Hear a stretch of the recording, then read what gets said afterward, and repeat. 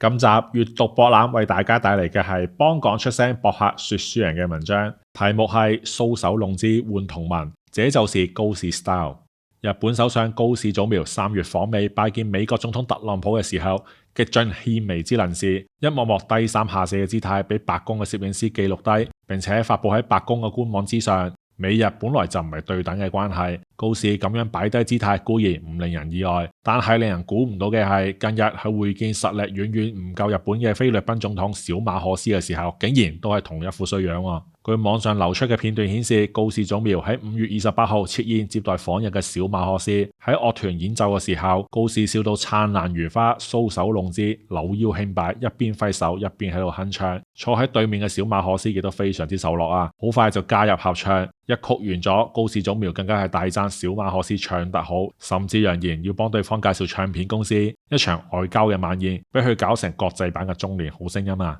日本長期以嚟喺各方面都倚仗美國，特別係喺與華交互嘅情況之下，視美國嘅支持係救命稻草。但係當高市早苗對特朗普擺出卑躬屈膝嘅醜態，對小馬可斯亦都係同樣嘅演出嘅時候，我哋先至睇清楚啊！原來呢一個唔係一時嘅失態，而係高市 style 嘅本色演出。呢一種唔顧首相嘅體統，極度放低身段嘅外交手腕，根本無關對象嘅實力長短，只要可以拉幫結派，佢隨時都可以放飛自我。要知道呢一場日菲會晤嘅實質目的，就係要針對中國東部海域嘅主權，聯手抗衡中國。對此，中方除咗外交譴責之外，亦都迅速用實際行動作出強硬嘅回應。6月1號起派出海警船喺台灣島以東嘅海域展開執法嘅巡查，以合圍姿勢表明針對日菲挑釁嘅堅定立場。高市早苗不惜被國民指責失禮，都要喺國際舞台上面賣力咁樣娛賓，貫徹佢嘅反華之路。話說美國即將舉行建國250週年嘅演唱會，目前由於多名嘅主流歌手藝人抵制，隨時會演變成特朗普嘅個人政治 show。到時